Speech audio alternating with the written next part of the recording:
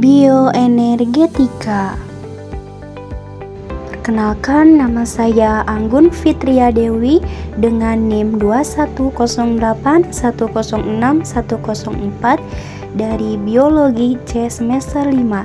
Nah, di sini saya akan menjelaskan mengenai bioenergetika. Nah, apa sih yang dimaksud dengan bioenergetika itu?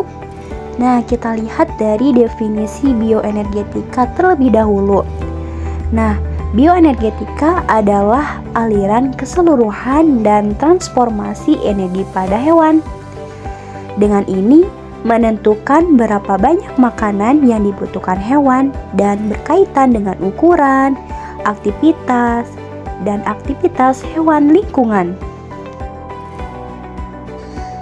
Selanjutnya, bioenergetika adalah bagian dari biokimia yang berhubungan dengan transformasi dan penggunaan energi oleh sel hidup.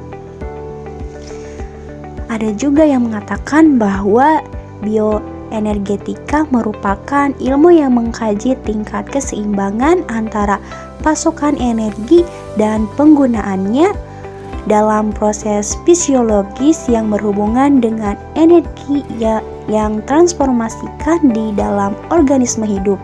Menurut Harver dan Hardy tahun 2002. Alokasi dan penggunaan energi. Hewan memperoleh energi kimia dari makanan. Selanjutnya, molekul yang mengandung energi dari makanan adalah biasanya digunakan untuk membuat ATP yang memberikan tenaga pekerja seluler. Nah, setelah kebutuhan untuk tetap hidup terpenuhi, sisa molekul makanan dapat digunakan biosintesis. Nah, biosintesis yaitu mencakup dari pertumbuhan dan perbaikan tubuh. Sintesis bahan menyimpan seperti lemak dan produksi gamet. Strategi bioenergetika pada hewan, yang dimana terdiri dari dua. Yang pertama yaitu endotermik. Nah, endotermik ini yaitu mempertahankan temperatur tubuh pada level tertentu, yaitu menggunakan panas yang dihasilkan dari metabolisme.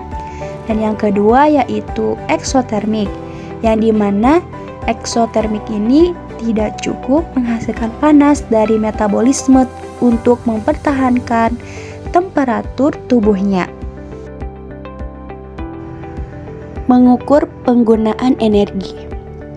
Laju metabolisme yaitu jumlah energi yang digunakan hewan dalam satuan waktu. Nah, salah satu cara mengukurnya adalah dengan menentukan jumlah oksigen yang dikonsumsi atau karbon dioksida yang akan dihasilkan.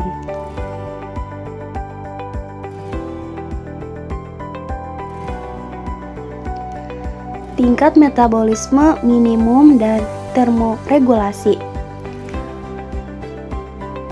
Yang pertama yaitu basal metabolic rate atau disebut juga dengan BMR, adalah laju metabolisme endoterm pada saat istirahat pada suhu yang ternyaman.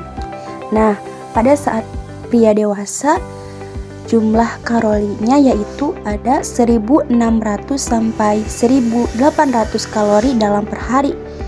Sedangkan pada wanita dewasa ialah mencapai 1.300 sampai 1.500 kalori dalam perharinya.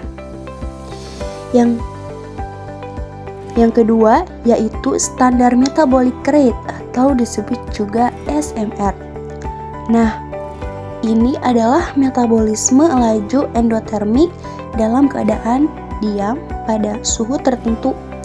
Ada juga yang kedua tarif tersebut mengasumsikan hewan tidak tumbuh atau saat berpuasa dan tidak mengalami stres.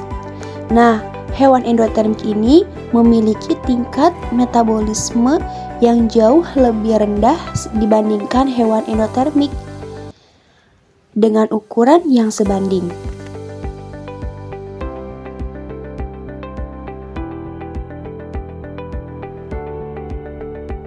Pengaruh pada tingkat metabolisme. Nah, tingkat metabolisme yaitu dipengaruhi oleh banyak faktor. Selain apakah hewan itu endotermik atau ektotermik. Nah, kedua faktor tersebut adalah ukuran dan aktivitas.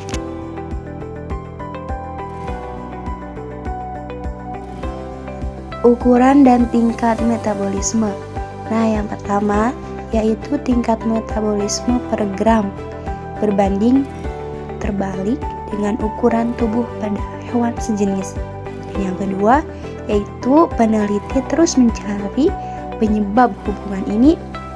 Dan yang ketiga yaitu tingkat metabolisme yang lebih tinggi pada hewan yang lebih kecil menyebabkan tingkat pengiriman oksigen, laju pernapasan, detak jantung, dan volume darah yang relatif yang lebih tinggi dibandingkan dengan hewan yang lebih besar.